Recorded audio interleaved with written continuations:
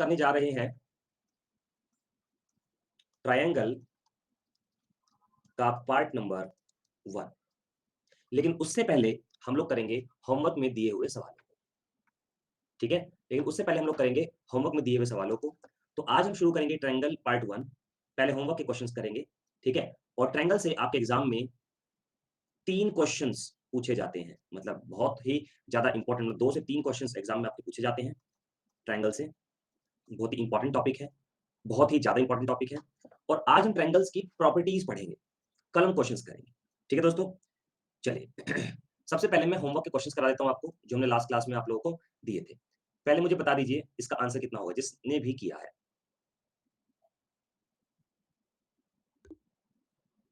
करिए,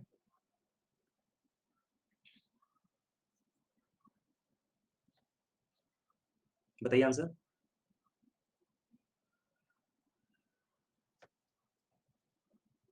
24, ठीक है। देखिए क्वेश्चन में लिखा है the difference between the interior and exterior angle of A vertex of regular polygon is 150 degree. मतलब कहने का यह है कि एक इंटीरियर और एक्सटीरियर एंगल में अंतर 150 डिग्री का है, ठीक है। ये करवा दिया था क्या मैंने, यस और नो बताएं। और दोनों का सम आपको पता है 180 डिग्री होता है। चलिए कोई बात नहीं, हाँ आज सिमिलर क्वेश्चन करा दिया, ठीक है ठीक है ठीक है। दोनों का डिफरेंस 150 डिग्री है, दोनों का सम 180 डिग्री है। तो आपको बताना है कितनी नंबर ऑफ साइड है। कोई बात नहीं, इसको माइनस कर देते हैं। तो माइनस प्लस माइनस ये कैंसिल हो जाएगा। Twice of exterior is equal to 30। Exterior angle 15 degree का हमारा आ गया। जब हमारा एक्सटीरियर एंगल 15 डिग्री का आ गया है ना, एक्सटीरियर एंगल हमारा 15 डिग्री का आ गया, तो नंबर ऑफ साइड हमें बतानी है। तो वो हो जाएंगी 360 बटे में एक्सटीरियर एंगल, ठीक है। तो 360 बटे में 15, तो 15 दूनी 30, 15 चौक 60, 24 साइड इसकी हो जाएंगी। सभी को क्लियर है? ओके।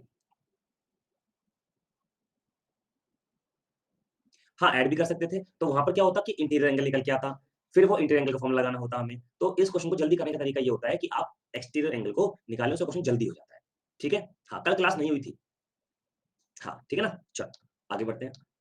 ये रहा क्वेश्चन आपके सामने, हो जाइए शुरू, बताइए आंसर जल्दी से।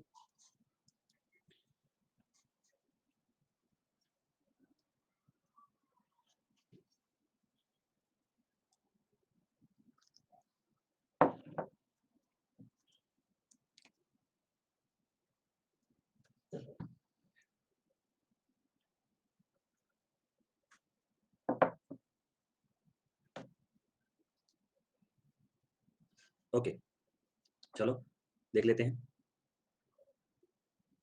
नहीं सही है कुणाल, लिखा है the sum of interior and exterior angle of regular polygon is 1260। देखिए मतलब सारे इंटीरियर एंगल्स का सम 1260 है।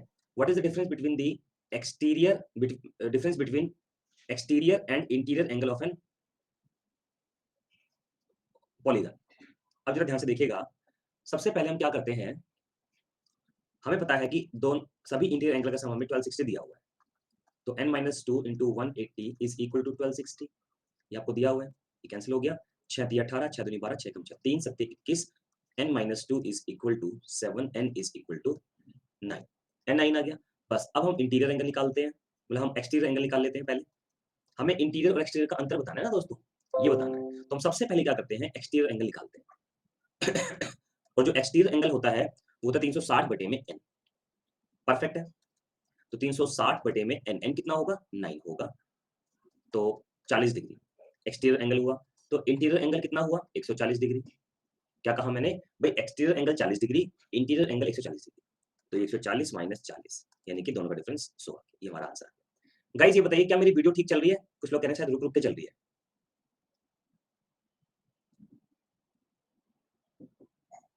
बिल्कुल ठीक चल रही है। चलो मैं एक बार रिफ्रेश भी कर देता हूं। ठीक है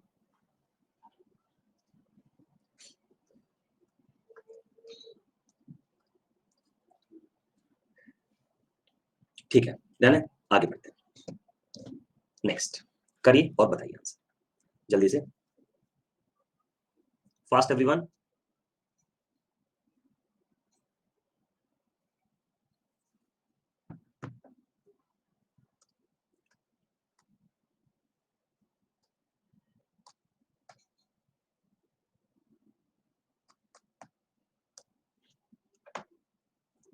ठीक है, अब जरा ध्यान दीजिएगा, In a regular polygon, the exterior and interior angle are in the ratio this. Find the side of the polygon. ठीक है, अब ध्यान दीजिएगा, एक्सटीरियर और इंटीरियर एंगल का जो रेशियो है वो आपको 1:4 दिया हुआ है। ये एक्सटीरियर है और ये इंटीरियर है। आपको पता है एक्सटीरियर और इंटीरियर का जो सम होता है वो 180 डिग्री होता है। इसमें डिस्ट्रीब्यूट कर देते हैं, 4 और 1 5, 5 दिया 15, 5 30, 36 डिग्री आया। ठीक है, बस 36 डिग्री आ गई। नंबर ऑफ साइड आपको बतानी है, n बराबर होता है 360 बटे एक्सटीरियर एंगल, 360 बटे 36 यानी कि 10 डिग्री। ये हमारा आंसर हो गया, मतलब 10 आ गई साइड हमारी। ये आंसर आ गया।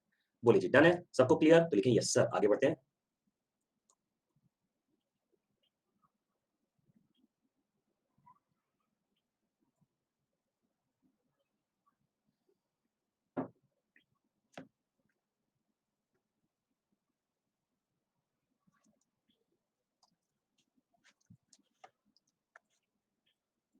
नेक्स्ट, चलिए इसका आंसर बताइए।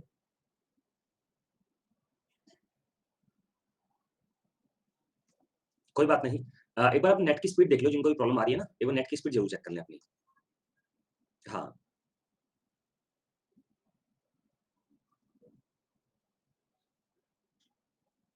हाँ, कानू थोड़ी सी अभी थोड़ी सी तबीयत ठीक नहीं है, इसलिए थोड़ा सा ऐसा लग रहा हूँ मैं आज, है ना। और हाँ, कोल्ड है थोड़ा सा, मुझे आवाज भी चेंज हो गई है। ठीक है ना, तो आज भी मैं सेमिनार लेने गया हुआ था, पलवल गया था सेमिनार लेने। कोई बात नहीं, 1-2 दिन में कोल्ड जब होता है तो 1-2 दिन लगा देता है ठीक होने में। ठीक है, अब जरा ध्यान से देखिएगा, क्वेश्चन लिखा है the number of sides in two regular polygon are in the ratio 5:4. The difference between their interior angles of the polygon is 6 degree. Then the number of sides are.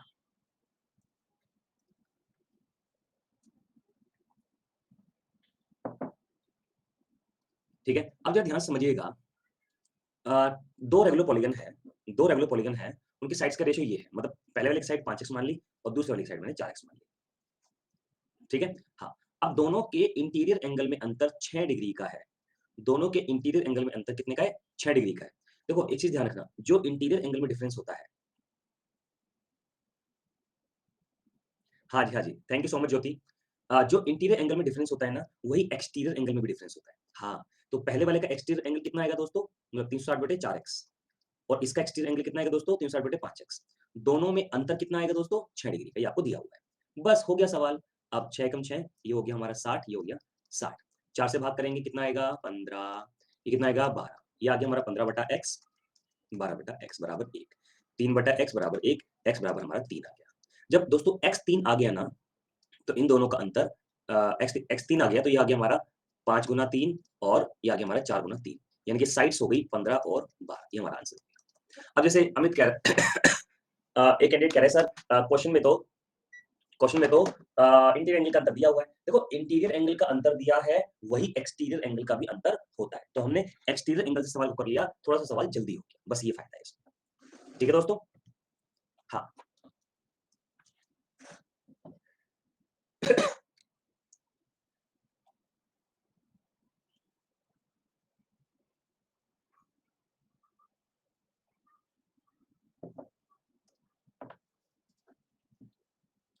हाँ, एक्सटीरियर एंगल से हमेशा ज्यादा होता है, अच्छा होता है। Okay Rahul ji, ठीक है, आगे बढ़ते हैं। चलो ये हमारा हो गया। देखो जी, डाउट क्या है आपका? सर ये तो इंटीरियर का रेशियो दिया था। हाँ मैंने कहा ना, नहीं नहीं, ये इंटीरियर का रेशियो नहीं दिया हुआ देवाजीत, ये तो साइड्स का रेशियो दिया हुआ है दोस्त। ठीक है ना, हाँ हाँ, ठीक है। चलो, अभी ये था हमारे होमवर्क के क्वेश्चन, जिनकी आज पहली क्लास है ना, उनको अब समझ में आना शुरू होगा। अभी तक तो क्या था, पिछली क्लास में जो कराया था वही मैं आपको पढ़ा रहा था। ठीक है, चलो अब हम शुरू करते हैं ट्रायंगल। ट्रायंगल को बिल्कुल डिटेल में पढ़ेंगे, त्रिभुज को। ठीक है दोस्तों, रोहित कह रहा है, सर क्विज में एक दो सवाल मुश्किल थे। देखो मैं एक चीज बताता हूँ आप लोगों को, एक मिनट रुकिएगा।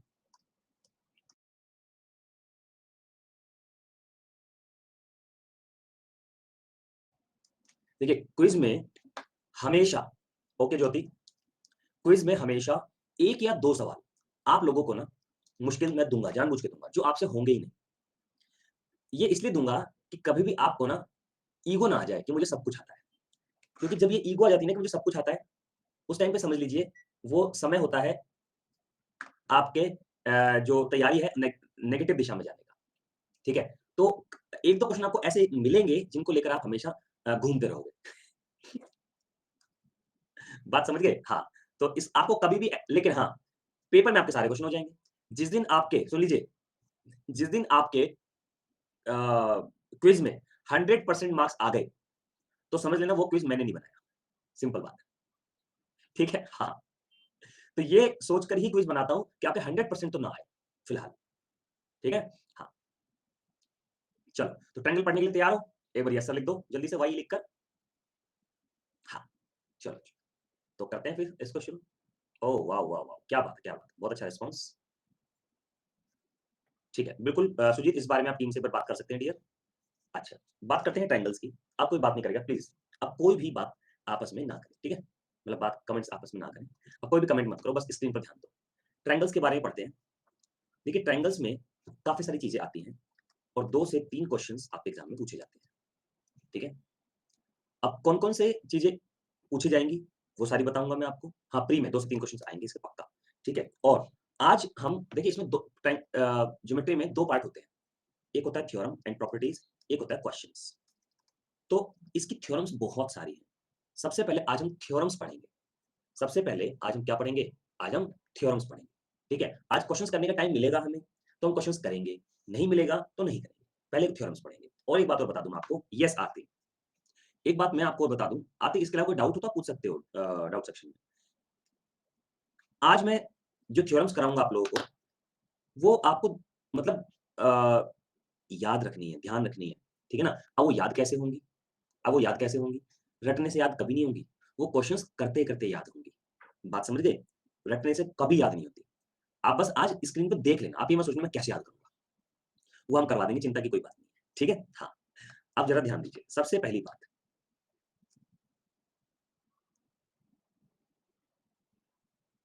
ओके चिरंतन, ठीक है।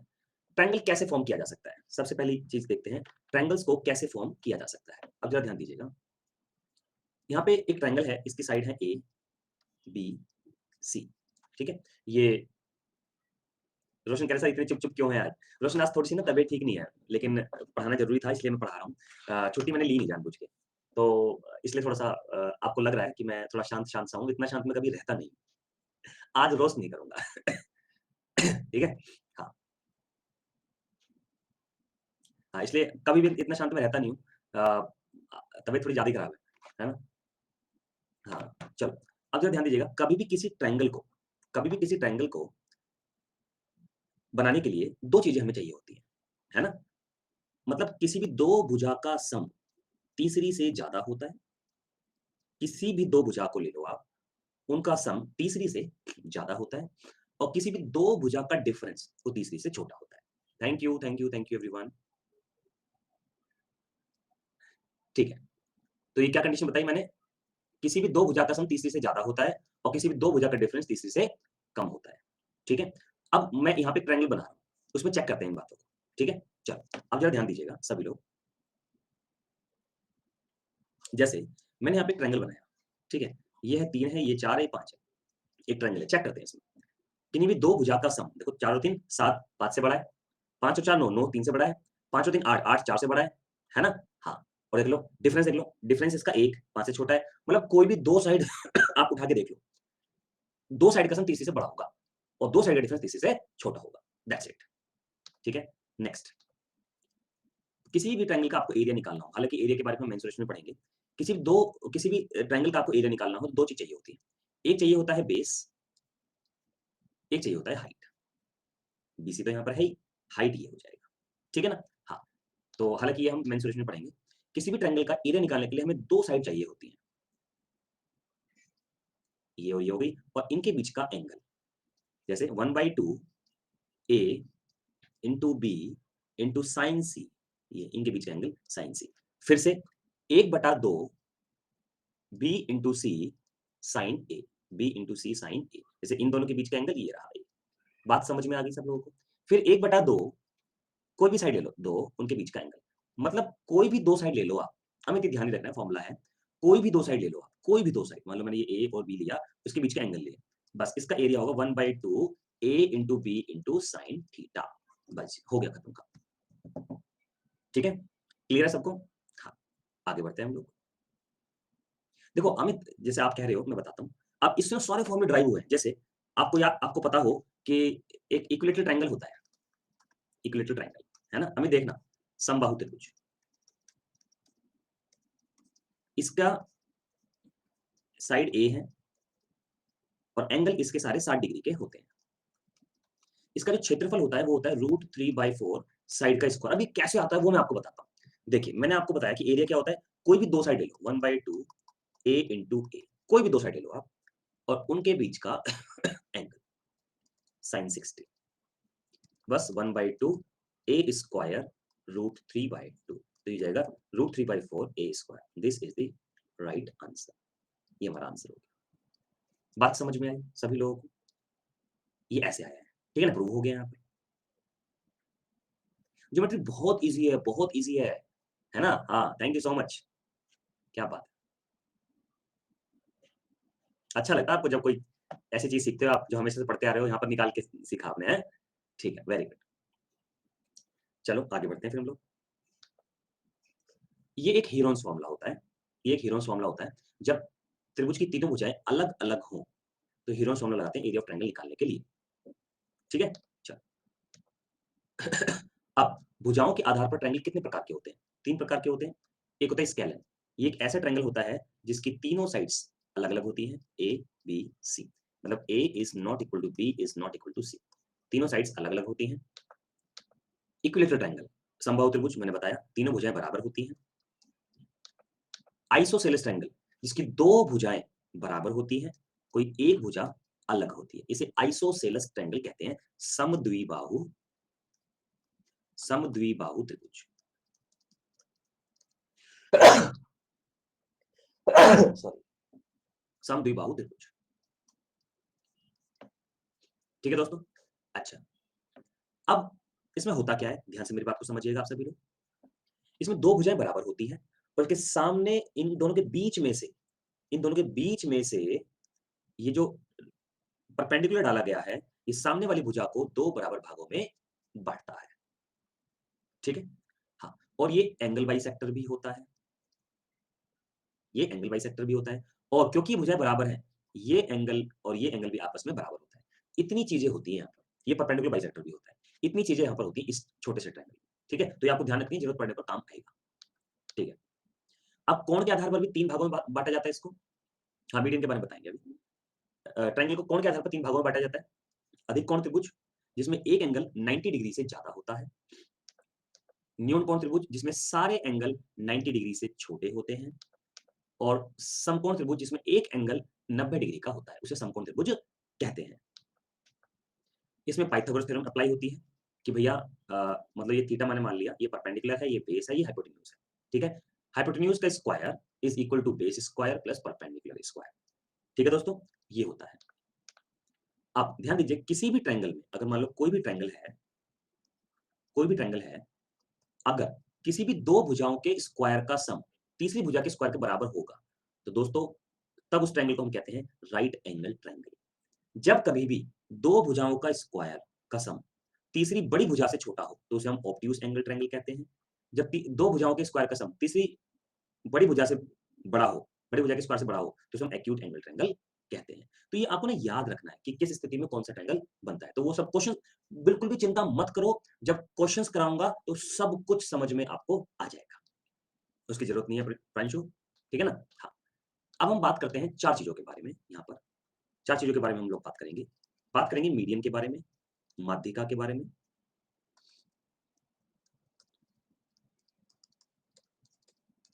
बात करेंगे इन सेंटर के बारे में, मतलब अंत है केंद्र के बारे में, और बात करेंगे हम लोग हाँ पढ़ाया था मैंने, मैं रिपीट कर रहा हूँ, एंगल बाइसेक्टर के बारे में, इसके बारे में बताएंगे। हाँ, एंगल बाइसेक्टर के बारे में बात करेंगे, मतलब कोण समद्विभाजक,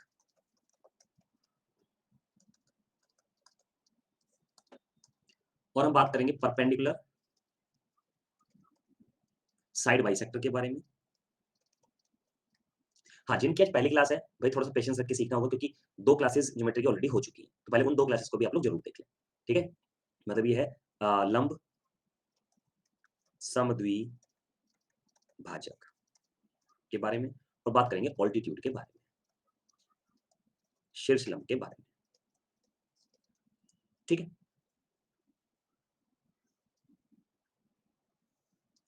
अब ज़रा ध्यान दीजिएगा, यहाँ पे मैं कुछ ट्रायंगल्स बना रहा हूँ, उससे आपको इनमें बताऊँगा डिफरेंस, क्या-क्या होता है,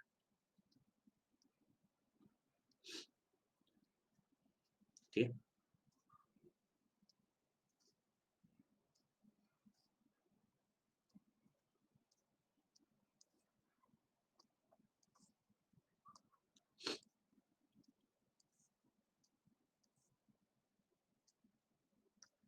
देखिए, जब थ्योरम हम लोग बना रहे हैं ना, बता रहे हैं ना, तो बड़ा रिलैक्स होके सीखना, ठीक है? आप ज़रा सुनो। मीडियन का काम क्या होता है? मीडियन का काम होता है देखिए जो जितनी ध्यान से थ्योरम्स को सुनेगा, मैं जो बता रहा हूँ, रटने की ज़रूरत बिल्कुल नहीं है, मैं बिल्कुल आपको कह रहा हूँ। बस जो सुन लो मेरी बात। मीडियन का काम होता है दोस्तों, सामने वाली भुजा को 2 बराबर भागों में बाँटना। ये 2 बराबर भागों में बाँटना। मीडियन का काम बस इतना सा होता है, सामने वाली भुजा को 2 भागों में बाँट देगी और एरिया को भी 2 बराबर भागों में बाँट देगी। मतलब ये एरिया बराबर होगा इस एरिया के। ठीक है? अच्छा, कोण समद्विभाजक का क्या काम होता है? कोण समद्विभाजक का काम होता है, कोण को 2 बराबर भागों में बाँटना, बस। सिर्फ़ इसका इतना सा काम है, इसका और कोई काम नहीं है। कोण को 2 बराबर भागों में बाँटना। सामने वाली साइड बराबर-बराबर कटे, चाहे ना कटे, कोई बात नहीं। बस कोण को 2 बराबर भागों में बाँटना है।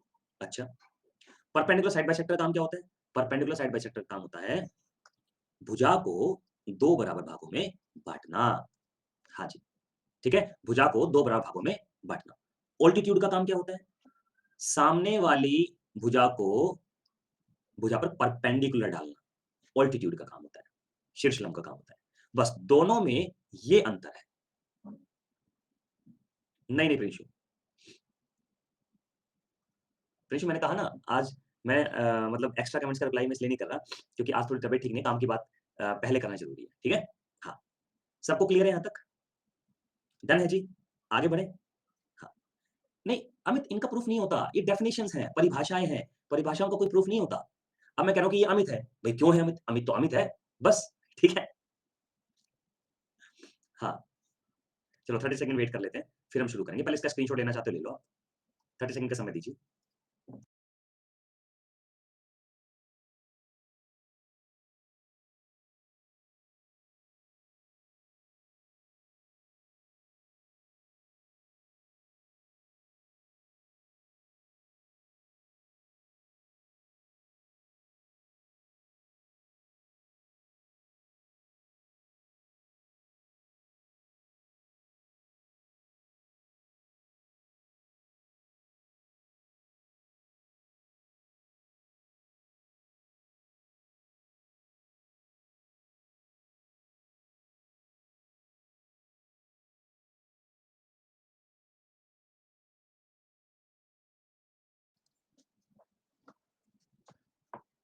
ठीक है, डन है? चलिए मैं एक बार अंशुमन कह रहे हैं, फिर से एक्सप्लेन कर देता हूँ, कोई दिक्कत नहीं है। अंशुमन, अलेखा, मैं फिर से कर देता हूँ, कोई दिक्कत नहीं है। ठीक है, अब ज़रा हाँ, ठीक है अभिषेक। अब ज़रा ध्यान से समझिएगा सभी लोग। हाँ, देखिए दोस्तों, हम क्या करेंगे इसमें मीडियन होती है सामने वाली भुजा को 2 बराबर भागों में बाँटती है, ठीक है?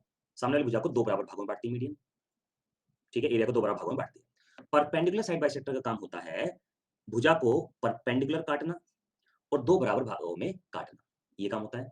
एंगल बाइसेक्टर का काम होता है एंगल को 2 बराबर भागों में बाँटना, ठीक है? और ऑल्टीट्यूड का काम होता है सामने वाली भुजा पर परपेंडिकुलर डालना, ठीक है दोस्तों? चलो आगे बढ़ते हैं हम लोग। अब अब हम पढ़ेंगे सेंटर्स ऑफ ट्रायंगल के बारे में। सेंटर्स ऑफ ट्रायंगल के बारे में हम लोग पढ़ेंगे, ठीक है? मतलब त्रिभुज के केंद्र, त्रिभुज के केंद्र। पहला होता है सेंट्रॉइड यानी कि केंद्रक, दूसरा होता है इंसेंटर यानी कि अंतः केंद्र, तीसरा होता है सर्कम सेंटर यानी कि बाह्य केंद्र और चौथा होता है ऑर्थोसेंटर, यानी कि लंब केंद्र। ठीक है दोस्तों, ये 4 सेंटर हैं। इसका संबंध मीडियन से होता है, माध्यिका से होता है। इसका संबंध ऑल्टीट्यूड, इसका संबंध एंगल बाइसेक्टर से होता है। इसका संबंध परपेंडिकुलर साइड बाइसेक्टर से होता है। इसका संबंध ऑल्टीट्यूड से होता है। डन है जी, ये 4 सेंटर्स हैं। तो इनको ना बहुत इंपॉर्टेंट है ये, इनसे 1 क्वेश्चन या 2 क्वेश्चन जरूर पूछा जाएगा। ठीक है, तो इनको ना एक काम करते हैं दोस्तों, मैं इनको ना कल कराऊंगा। अभी ना मैं आज क्लास को थोड़ा सा जल्दी छोड़ रहा हूँ, कल मैं एक्स्ट्रा पढ़ा दूंगा आप लोगों को। उसका रीजन ये है दोस्तों कि ना आज मुझे डॉक्टर के पास दवाई ले आता हूँ, है ना, तबीयत थोड़ी खराब है। डॉक्टर ना 9 पीएम तक बैठता है, 9 पीएम के बाद डॉक्टर चला जाएगा। तो अभी मैं निकलूंगा तो फिर 9 बजे तक ही डॉक्टर के पास पहुंच पाऊंगा। ठीक है ना, हिंदी में भी लिख देंगे रिकेश, कोई बात नहीं, है ना। तो फिर अगर 9 बजे थोड़ा लेट मैंने क्लास छोड़ी तो फिर डॉक्टर मिल नहीं पाएगा, फिर कल दिखाना होगा, इसलिए रात रात में थोड़ा सा आराम आ जाएगा मुझे। ठीक है, हाँ, तो आज क्लास को यहीं पे छोड़ दें, आपकी परमिशन हो तो बताइए। कल मैं एक्स्ट्रा पढ़ा दूंगा आप लोग, ठीक है। हाँ, चलो थैंक यू सो मच दोस्तों। यहाँ से आगे फिर हम लोग इसको नेक्स्ट क्लास में करेंगे। ठीक है, हाँ हाँ हाँ, thank you so much, thank you so much, thank you so much. ठीक है, चलो मिलते हैं फिर नेक्स्ट क्लास में कल। तब तक के लिए थैंक यू, नमस्कार, जय हिंद। यहाँ से शुरुआत करेंगे, ठीक है। Okay, bye bye, thank you so much.